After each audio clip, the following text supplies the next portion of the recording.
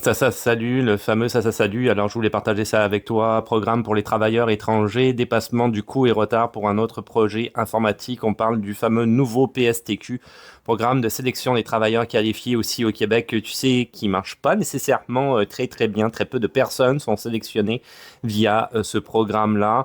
Passer avec succès toutes les étapes et puis en bout de ligne, évidemment, c'est arbitraire, hein. Donc, le gouvernement peut décider que oui, même si tu as passé toutes les étapes, on a besoin de toi ou non, on n'a pas besoin de toi. C'est un programme qui fonctionne vraiment pas très bien. Là, le gouvernement du Québec, tu vois, doit réinjecter plusieurs millions de dollars dans le projet informatique visant à mettre en place le fameux nouveau programme. Alors apparemment, ça serait, tu vois, c'est écrit ici, beaucoup plus complexe que prévu.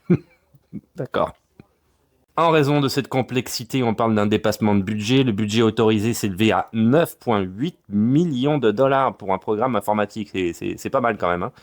Or, la plateforme n'est achevée qu'à 73% et ils ont déjà dépensé 11,2 millions de dollars. Donc, on demande un financement supplémentaire de 3,5 millions et qui a été d'ailleurs accordé pour amener le projet à terme. On est donc à 13 millions pour un programme informatique.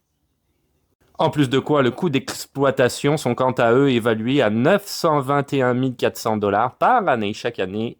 Il va falloir payer ça pour le coût d'exploitation du fameux programme informatique qui gère le PSTQ. Alors dans ce programme informatique-là, si tu veux, le nœud du problème concerne le développement de certaines fonctionnalités complexes servant à modifier en ligne la situation des ressortissants. Ça, c'est un problème majeur parce qu'effectivement, en ce moment, on le sait que la plupart des gens sont dans la précarité à cause de la fermeture du programme de l'expérience québécoise et des personnes qui devaient être acceptées par ce programme-là se retrouvent à avoir un permis de travail échu, à devoir peut-être demander un autre permis de travail fermé en attendant d'être accepté via le fameux PSTQ.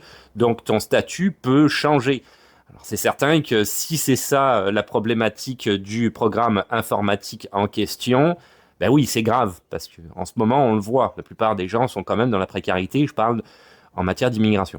En revanche, la plateforme permet déjà le dépôt, le traitement des éléments de sélection permanente des fonctions qui ont été déployées en ligne avec succès selon le ministère. Il faut te dire une chose, c'est qu'il y a une trentaine de personnes à l'heure actuelle qui ont été acceptées via ce fameux PSTQ, c'est très peu. Pour terminer, je partagerai mon opinion personnelle. Je pense que le PSTQ est un programme qui est entièrement inutile, qui ne devrait pas exister. Je pense que le PEQ était tout à fait viable. Je vois pas pourquoi l'avoir fermé.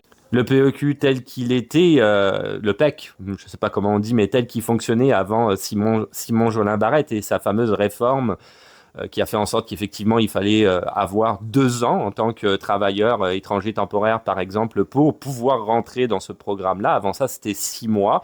Je pense que c'était quand même une bonne chose parce qu'il y avait quand même un certain temps. Après aussi dans les processus pour obtenir finalement la résidence permanente, c'était quand même pas immédiat. Donc après 6 mois tu pouvais rentrer dedans mais il fallait encore attendre. 2 ans je trouve ça vraiment trop long.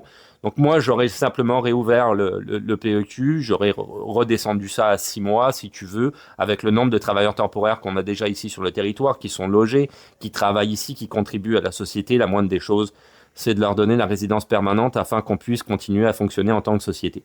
Tout ça est encore une fois un grand scandale, il n'y a pas de doute. Là-dessus, je reste solidaire avec tout le monde dans la cause des immigrants, naturellement.